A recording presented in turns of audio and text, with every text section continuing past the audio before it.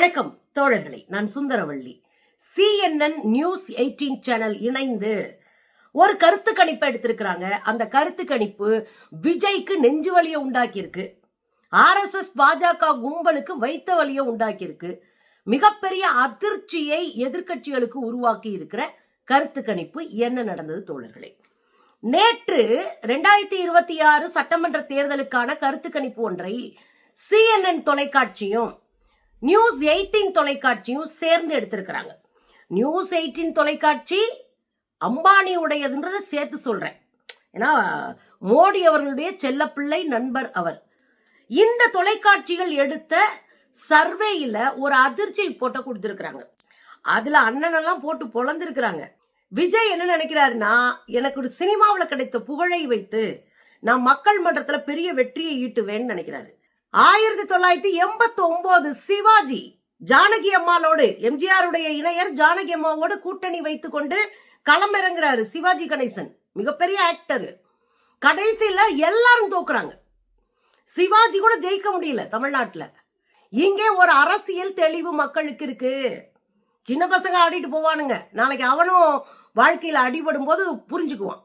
ரசிக மனப்பான்மை அரசியலுக்கு உதவாதுன்னு தமிழ்நாட்டு மக்களுக்கு தெரியும். அதனாலதான் 89ல மாபெரும் நடிகரும் நடிப்பு சக்கரவர்த்தி என்று பேசப்பட்ட, நடிப்பு திலகம் என்று அழைக்கப்பட்ட சிவாஜி படுதோல்வி அடைந்தார்ன்றது வரலாறு. அதுதான் இப்போ இவருக்கு எழுதப்பட்டிருக்கு. எப்படி? சி ஓட்டர்ஸினுடைய CEO, அதனுடைய முக்கிய நிர்வாகி அவர். சி ஓட்டர்ஸ் கருத்து கணிப்பு மிகச்சரியா இருக்கும், நான் பலமுறை பேசியிருக்கேன். ஒரு உதாரணம் சொல்றதா இருந்தா, 2024 நாடாளுமன்ற தேர்தல்ல பாஜக 240 தொகுதியை தாண்டாதுன்னு ரொம்ப கரெக்டா சொன்ன ஒரு ஓட்டர்ஸ் தான் சி ஓட்டர்ஸ். ஒரு நிறுவனம் தான், ஒரு கருத்து கணிப்பு நிறுவனம் தான் சி ஓட்டர்ஸ். ரொம்ப கரெக்டா நெருக்கி வந்து ஒரு எண்ணிக்கையை, ஒரு தொகையை சொல்றவங்க தான். இந்த சி ஓட்டர்ஸினுடைய CEO நேத்து ஒரு விஷயத்தை வெளியே சொல்லியிருக்கிறாரு. அது என்ன சொல்றாரு? அவர் பேரு கூட யஷ்வந்த் தேஷ்முக். இந்த யஷ்வந்த் தேஷ்முக் என்ன சொல்லியிருக்காருன்னா, விஜய் வந்து யாரோடையாவது கூட்டணி போனாவது தேர வாய்ப்பு இருக்கு. தனித்து நின்னார்னா பிரசாந்த் கிஷோருக்கு கிடைச்சதான் கிடைக்கும். பிரசாந்த் கிஷோர் யாருன்னு தெரியுதுங்களா? வியூக வகுப்பாளர். உத்திகளை வகுத்து கொடுப்பாரு. பல நூறு கோடிகளை வாங்கிட்டு அந்த மாநில அரசுக்கோ ஒன்றிய அரசுக்கோ இதெல்லாம் பண்ணா நீங்க ஜெயிக்கலாம்னு வியூகங்களை வகுத்து கொடுக்கறதா பிரசாந்த் கிஷோர். பீகார்காரரு, பீகார் பார்ப்பனர். இவர் தான் 2014 இருந்து மோடி கூட இருந்து எல்லா வேலையும் பார்த்து கொடுத்தவர். 2021 ஸ்டாலின் கவர்மெண்ட் அமைக்கிறதுக்கு முன்னாடி திமுகவோடு கூட்டணியில இருந்து வேலைகளை செஞ்சு கொடுத்தவர் இந்த பிரசாந்த் கிஷோர். இந்த பிரசாந்த் கிஷோர் தான் போன சட்டமன்ற எலெக்ஷன் பீகார்ல மண்ண கவுனாரு, படுதோல்வி அடைஞ்சாரு. யாரையோ ஜெயிக்க வச்சேனாரு, யாருக்கோ வாய்ப்பை உருவாக்குனேனாரு. அவருக்கான வாய்ப்பை கூட சொந்த மண்ணில் உருவாக்க முடியல பிரசாந்த் கிஷோரால. இப்போ ஒப்பீடு எங்க வந்து நிக்குது அப்படின்னா, யஷ்வந்த் தேஷ்முக் சொல்றாரு இவரும் பிரசாந்த் கிஷோரும் ஒண்ணுதான். யாரு? விஜயும் பிரசாந்த் கிஷோரும். பிரசாந்த் கிஷோர் எப்படி மண்ண கவுனாரோ அது மாதிரிதான் விஜயும் மண்ண கவுவாரு. தனித்து நின்றால் விஜய்க்கு பலம் இல்லை அப்படின்னு சொல்லியிருக்காரு. இது அப்படியே நியூஸ் 18 சேனலும் சொல்லுது. நேத்து கருத்து கணிப்பு வெளியிட்டாங்கல்ல, அந்த நியூஸ் 18 சேனல் என்ன சொல்றாங்கன்னா, விஜய் வின்னிங் கேண்டிடேட் இல்லை, விஜய் வெற்றியாளர் கிடையாது, அவர் ஓட்கட்டர், வாக்குகளை பிரிப்பாரை தவிர அவர் ஜெயிக்கலாம் மாட்டாருன்ற நேத்து சொல்லியிருக்கு நியூஸ் 18 சேனல்ல. அப்ப அவர் ஓட்ட பிரிப்பாரு, அவரால் ஜெயிக்க முடியாது. எப்படி? பிரசாந்த் கிஷோரை போல இவங்களும் சொல்றாங்க. அப்ப பிரசாந்த் கிஷோர் நான் ஊரையே ஜெயிக்க வைக்கேன்னு சொன்னவரு தனித்து நின்று சுத்தமா அடியாகி ஜெயிக்க முடியாம போனதை போல விஜயும் போவார், அவர் கூட ஜெயிக்க மாட்டார் அப்படின்றதான் இந்த கருத்து கணிப்புல இவங்க சொல்ற விஷயம். விஜய பொறுத்தவரையும் அவர் ஜெயிக்க போறது கிடையாது, வெறும் ஓட்ட பிரிக்கிறது தான். அவ்வளோ ரிஸ்க் எடுத்து அரசியலுக்கு வந்திருக்கு. இதுல இன்னொரு ஃபேக்டர் சொல்லுது நியூஸ் 18 சேனல்ல நேற்று நடந்த அந்த சர்வேல இன்னொரு ஃபேக்டர் சொல்றாங்க. போன எலெக்ஷன்ல அண்ணாமலைன்னு ஒரு கேரக்டரு பாஜகக்குள்ள சுத்திட்டு இருந்தது. அந்த அண்ணாமலை கேரக்டர் இப்போ இல்ல. பிரச்சாரத்தை கூட போகல, பொதுக்கூட்டங்களுக்கு போகல. ஏன் போகலன்னா, எங்க அப்பாவுக்கு உடம்பு முடியல, அவரை காப்பாற்ற வேண்டியது என்னுடைய கடமை, எனவே நான் போகலன்னு முடிச்சுக்கிட்டாரு. அவங்க அப்பா மேல பழிய தூக்கி போட்டு, டேய் என்னெல்லாம் நீங்க தூக்கி எறிஞ்சு அசிங்கப்படுத்திட்டு ஏன்ட்டே வந்து நிப்பீங்களா? நான் இந்த கூட்டணி வேணான்னு சொன்ன பிறகும் நீ இவங்களே கூட சேர்ந்துக்கிட்டு என்னையும் கூப்பிடுவீங்களான்னு சொல்லி டக்குன்னு புல் ஸ்டாப் வச்சுட்டு, நான் எங்க அப்பாவை காப்பாற்ற போறேன், எங்க அப்பாவுக்கு உடம்பு முடியலன்னு முடிச்சுட்டு போயிட்டாரு. இதுவும் பின்னடைவை தரும்னு பேசுறாங்க. ஏன்னா ஊடகங்கள்ல பெரியதா பரபரப்பா பேசப்படுறவங்க பெருசா வேலை செஞ்சதா நம்பப்படும். இப்பயுமே கூட பாருங்க, சமூக வலைத்தளங்கள்ல போட்டோஸ போட்டு தள்ளுவாங்க.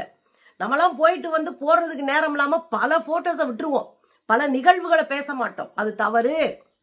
யார் அன்றாடம் போட்டோவை போட்டு தன்னுடைய செயல் திட்டங்களை சொல்றாங்களோ அதுதான் அவங்களுக்கான விளம்பரம். அப்படி செய்யறவங்க தான் ஜெயிச்சிருக்கிறாங்க. ஏன்னா இது தொழில்நுட்ப யுகம். இந்த தொழில்நுட்ப யுகத்துல பேசு பொருளா இருக்கிறவங்க மட்டும்தான் ஜெயிப்பாங்க.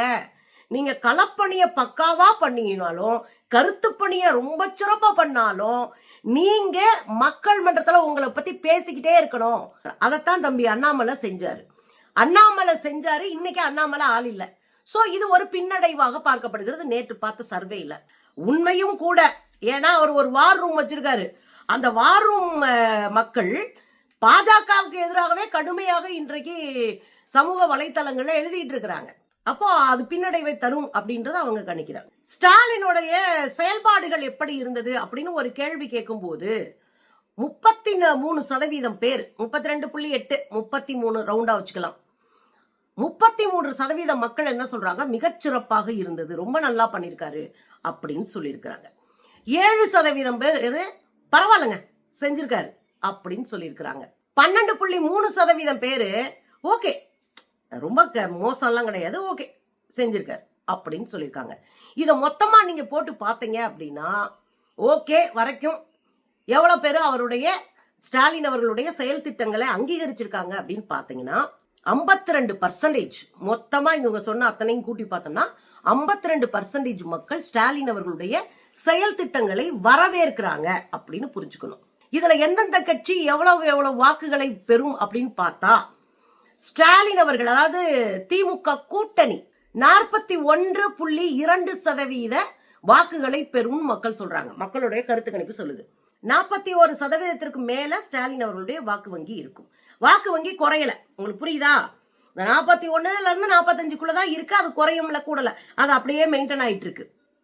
இவ்வளவு பிரச்சனைகளை உண்டு பண்ணிய பிறகும், இவ்வளவு உள்ளடி வேலைகளை எதிர்கட்சிகள் செஞ்ச பிறகும், பொய் பிரச்சாரங்களை செஞ்ச பிறகும் அந்த ஓட் ரேஷியோல பெரிய பின்னடைவு இல்லை. எடப்பாடி 37.5% தான் நமக்கு இடிக்குது. ஏன் கேக்குறீங்களா? எடப்பாடியாருடைய கூட்டணின்னு சொல்லக்கூடிய என்டிஏ கூட்டணி, அது பாஜக கூட்டணியா போச்சு. எடப்பாடியார் அதுல அவுட்டு. ஏன்னா எடப்பாடியார் ஆளுமை மிக்க தலைவரா இருந்தா ஏன் அலுவலகத்துல வந்து பேசியான்னு சொல்லியிருப்பாரு. இப்ப திமுக கூட்டணியில இருக்கிற மற்ற கட்சிகளை எங்க போய் பேசுறாங்க? அறிவாலயத்துல தான் போய் பேசுறாங்க. அப்ப எடப்பாடியார் ஆளுமை மிக்கவரா இருந்தா அவர் ஏன் டெல்லிக்கு ஓடி போய் பேச போறாரு? அவருடைய அலுவலகமா இருக்கிற அதிமுகவினுடைய அலுவலகத்தான் வந்து மற்ற கட்சிகள் பேசியிருக்கணும். பாஜக எல்லாம் அங்க வந்து உட்கார்ந்து இருக்கணும். இவருக்கு தான் ஆளுமே இல்லையே. காசை வச்சிருந்தா மட்டும் பத்தாது, அரசியலுக்கு ஆளுமை தேவை. அதுல இவர் சுத்தமா ஜீரோவா? இந்த லட்சணத்துல அந்த கட்சியில இருக்கிற பலரும் வெளியே போயிட்டாங்க. இந்த கூட்டணியில இருக்கிற பலரும் வெளியே போயிட்டாங்க. கட்சிக்காரங்களும் வெளியே போயிட்டாங்க. இபிஎஸ் இங்க இருந்தாரு. தென் மாவட்டங்கள்ல ஓரளவுக்கு இபிஎஸ் மேல ஒரு பெரிய ஓட்டு இது இருக்கு. அவ்வளவு எதிர்ப்பு இருக்கும் போது கூட சொந்த தொகுதியில தன் மகனை வெற்றியடைய வச்சவரு இபிஎஸ் 2019 நாடாளுமன்ற தேர்தல்ல. அப்ப அவருக்கு அங்க ஒரு பெரிய ஓட்டு பின்னணி இருக்கு. அவரை அரவணைச்சிட்டு போக இந்த கும்பல் சரியா இல்ல. டிடிவி தினகரன் போயிறாரு. டிடிவி தினகரன் பாஜகவும் அதிமுகவோட கூட்டணி வச்சது பலருக்கும் வெறுப்பை ஏற்படுத்தியிருக்கு. தஞ்சை டெல்டா பகுதியில் இருக்கிற அவங்களுடைய சமூகத்தை சேர்ந்த பலரும் வீடியோக்கள் என்ன பேசுறாங்கன்னா, நம்மளை இவ்வளவு அவமானப்படுத்தி அசிங்கப்படுத்தி முதுகுல குத்தி அனுப்பினது யார்? எடப்பாடி. அவங்க சின்னம்மான்னு சொல்லக்கூடிய சசிகலாவை கட்சியில விட்டு தூக்குனது, டிடிவியை கட்சியை விட்டு தூக்குனது, எல்லா வேலையும் பார்த்தது யாரு? எடப்பாடி. அவர் கூட போய் நீங்க கூட்டணி வச்சிருங்க. டெல்டா மக்கள் கோபமா இருக்காங்க. இன்னொன்னு, எடப்பாடியார் தென் மாவட்டத்துக்குள்ளே போக முடியாது. 2021 சட்டமன்ற தேர்தல்ல 10க்கும் மேற்பட்ட அதிமுக அமைச்சர்கள் படுதோல்வி அடைந்தார்கள். அமைச்சர்கள் தோத்து போனாங்க 2021 சட்டமன்ற தேர்தல்ல. அவ்வளவு கோபம் இருந்தது மக்களுக்கு இவர்கள் மீது. தென் மாவட்டங்கள்ல 10.5% இடஒதுக்கீடு எங்களுக்கு கேடுன்னு அங்க இருக்கிற முக்குளத்தோர் மக்கள் கடுமையா வந்து எடப்பாடியை எதிர்க்கிறாங்க. முத்துராமலிங்கனாருடைய ஜெயந்திக்கு போனா கூட மக்கள் அவருக்கு எதிராக போஸ்ட் ஒட்டுவதும் கோஷம் எழுப்புவதும் எல்லாமே பாக்குறோம் நம்ம. சோ இதெல்லாம் கூட்டி கழிச்சு பாருங்க. அதிமுகவினுடைய ஓட்டு வங்கி சரிந்து கொண்டு இருக்கிறது, காலி ஆயிருச்சு. கிட்டத்தட்ட பாட்டாளி மக்கள் கட்சி 2ஆ உடைஞ்சிருச்சு. இதெல்லாம் பாஜகவினுடைய பிளான், எல்லாம் ஞாபகம் வைங்க. அதிமுகவை 5ஆ உடைச்சு காலி பண்ணியாச்சு. அடுத்து கொஞ்சம் தரமா அந்தந்த பகுதியில் இருக்கிறவங்க எல்லாம் காலி பண்ணணும். வடக்க கொஞ்சம் ஓட்டு வங்கி இருக்கக்கூடிய பாட்டாளி மக்கள் கட்சியை முடிக்கிறாங்க, அது 2ஆ உடைச்சாச்சு. இப்ப அந்த பலமும் இல்லாம போச்சு. ஜான் பாண்டியன் 1-2 லெட்டர் பேட் கட்சியை வச்சு ஓட்டிக்கிட்டு இருக்கு அதிமுக கூட்டணி. ஆனா இந்த ஓட்டு கணக்குல 37% வாங்குறாரு யாரு? எடப்பாடியாருடைய என்டிஏ கூட்டணி. எனக்கே சிரிப்பாதான் இருக்கு. ஆனா நம்ம உஷாரா இருக்கணும்ன்றதும் தோணுது. ஏன்னா ஏற்கனவே ஒரு தொகுதியிலும் 25,000 வாக்குகள் இருந்து 37,000 வாக்குகளை திருடிட்டானுங்க. எஸ்ஐஆர் மூலமா திருடிட்டாங்களா? அதுலயும் பெரும்பான்மையான வாக்குகள் பெண்களுடைய வாக்குகள். ஏன்னா பெண்கள் தானே ஓட்டம் கரெக்டா போய் போடுறோம்னா பெண்கள் கரெக்டா போட்டுருவாங்க. அவங்களுக்கு சரின்னு நம்பினாங்க, சரியா இருக்கு அந்த அரசியல் நம்பினாங்கன்னா ஒருத்தர் கூட செதறாம சிந்தாம ஓட்ட போடுவாங்க. பெண்கள் அரசியல் அறிவுள்ளவர்கள். நம்ம சேனல்ல 52% பெண்கள் பாக்குறாங்க. ஆண்களை விட நம்ம சேனல் அதிகமா பாக்குறது பெண்கள். எனக்கு ரொம்ப பெரிய சந்தோஷமா இருந்துச்சு. இன்னைக்கு காலையில் நான் பார்த்தேன், பெண்கள் பொலிட்டிக்கலா ஸ்ட்ராங்கா நிக்க ஆரம்பிச்சிட்டாங்கன்னா ஒருத்தர் ஒண்ணு செய்ய முடியாது. அதனால பொம்பளைங்க வாக்கெல்லாம் எடு அப்படின்னு நிறைய பெண்கள் வாக்கு எடுத்துட்டாங்க. 1 கோடி வாக்குகளை திருடி இருக்கு பாஜக, ஏற்கனவே தேர்தல் ஆணையத்தின் உதவியோடு. இதையும் சேர்த்து வச்சுதான் நம்ம பார்க்கணும். அப்படியே நாங்கெல்லாம் போற போக்கு அப்படி எப்பயுமே இருக்கக்கூடாது. எந்த இடத்துலையும் எதிரிகளை குறைச்சு மதிப்பிடக்கூடாது. எந்த இடத்துலையும் ஸ்ட்ராங்கா நின்று களப்பணி ஆற்றி ஒரே அடியில காலி பண்ணிட்டு போகணும். எதுக்கு 9 தடவை அடிச்சுட்டு? ஒரே அடிதான் அடிச்சு காலி பண்ணிட்டு போ கிளம்பு ஓரமா போ அப்படின்னு. அதுக்கான வியூகங்களை வைக்கணும். களப்பணியை ரொம்ப ஸ்ட்ராங்கா செய்யணும் அப்படின்றதை நம்ம சேர்த்து புரிஞ்சுக்கணும். ஆனா 37% என்டிஏ கூட்டணி வரும் அப்படின்றதெல்லாம் பச்சையா தமிழ்நாட்டினுடைய பொய். காரணம் என்னன்னா 2016 வரை ஜெயலலிதா என்கிற ஆகப்பெரும் ஆளுமை இருந்தாங்க. அவங்க மேல நமக்கு நிறைய முரண்பாடு இருக்கு, கருத்தியலா முரண்பாடு இருக்கு. ஆனா அந்த அம்மா இருக்கிற வரைக்கும் உழைக்கிற மக்களை ஒருங்கிணைக்கிறதுல கவனமா இருந்தாங்க. அந்த ஓட்டெல்லாம் அவங்களுக்கு சாலிடா வந்து விழுந்துச்சு அதிமுக ஓட்டு. இப்ப அதிமுக 50 இருக்கும் போது இந்த 37% எனக்கு சந்தேகமா இருக்கு. ஏங்க உங்களுக்கு சாதகமா வந்தா ஓகேன்றீங்க. இங்க நம்ம களத்துல இருக்கிறாளுங்க, மக்களை சந்திக்கிறோம், அவங்க பேசுறத கேட்கிறோம். அதனால நமக்கு கள நிலவரம் ஓரளவுக்கு தெரியும். ஆனா இவங்க பாருங்க, போற போக்குல அதிமுக 37% சொன்னா கொஞ்சம் எனக்கு டவுட் இருக்கு. அதையும் சேர்த்து சொல்லிடுறேனே. சரி வரட்டுமே, நல்லா அதிமுக மேல வந்துச்சா எனக்கே சந்தோஷம் தாங்க. ஒரு பாஜக வர்றதுக்கு ஒரு ஹெட்லாம் இருக்காதா அப்படின்னு ஒரு ஏக்கம். விஜய் எவ்வளவு வருவாருங்க? 14.9%, ரவுண்டா 15 வச்சுக்கோங்க. தமிழ்நாட்டுல இதுவரை வந்த புதிய கட்சிகள் 15 தாண்டினதே இல்லை. ஒன்று. 2வது, நம்ம அண்ணன் விஜயகாந்த் அவர்கள் அதிமுகவோட கூட்டணி வச்சதுனால 25% மேல போய் எதிர்கட்சியா உட்கார்ந்தாரு. அதை தாண்டி எந்த ஒரு கட்சியும் கடந்த 40 ஆண்டுகளுக்கு மேல தமிழ்நாட்டுல வென்றதாக சரித்திரம் இல்லை. மாத்தலாம், ஜனநாயக நாட்டுல இதெல்லாம் மாறணும், அது வேற. ஆனா அதற்கான உழைப்ப போடணும். பனையூர்ல மல்லாக்கா படுத்திக்கிட்டு நான் ஜெயிச்சிருவேன்னா அவ்வளவு முட்டா பயிலுக தமிழ்நாட்டுல இல்லை. நியூஸ் 18 திரும்ப திரும்ப ஒரு விஷயத்த சொல்லுதுங்க. நீங்க என்ன எது வந்தாலும் ஸ்ட்ராங்கா ஒரு பவுண்டேஷனை போட்டு உட்கார்ந்துருக்காரு ஸ்டாலின் அப்படின்னு நியூஸ் 18 சொல்லுது. ஸ்ட்ராங்கா ஒரு பவுண்டேஷன் போட்டு உட்கார்ந்துருக்காரு. அவர் அசைக்கவே முடியாத ஒரு கடுமையான ஒரு அடிப்படையை போட்டு மேல உட்கார்ந்து இருக்கிறாரு.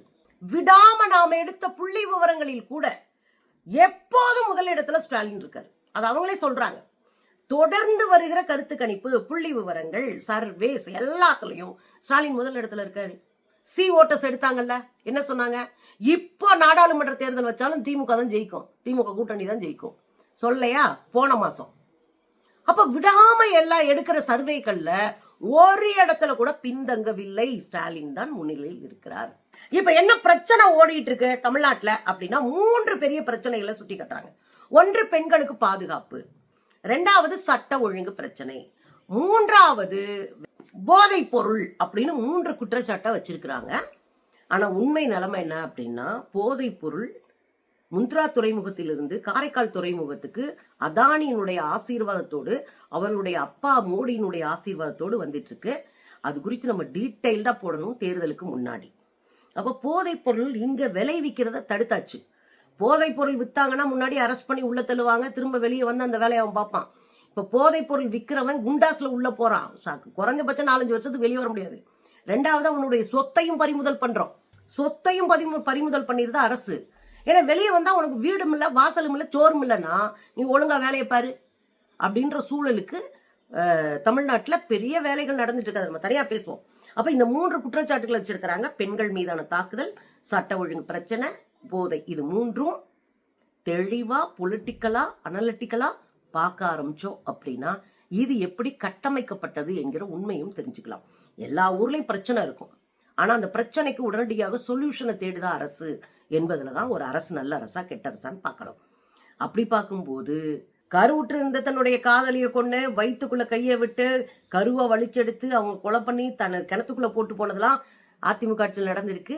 பேசுவோம், எல்லா புள்ளி விவரங்களோடும் மாற்றம் எங்க வந்திருக்கு, எதை மாத்தணும், தமிழ்நாடு அரசு என்ன செய்யணும், ஸ்டாலின் என்ன செய்யணும்ன்ற வரைக்கும் மாற்றத்தை நோக்கி நம்ம அறிவுறுத்துவோம். அது கொஞ்சம் வெயிட் பண்ணுங்க. ஆக மொத்தம் இன்னைக்கு என்ன அப்படின்னா, திரும்பவும் திமுக வரும், திரும்பவும் அதிமுக எதிர்கட்சியாக வரும். நம்ம அண்ணன் விஜய்க்கு பிம்பிளிக்கு பிளாக்கின்னு சொல்லுவாங்கல்ல, அதுதான்.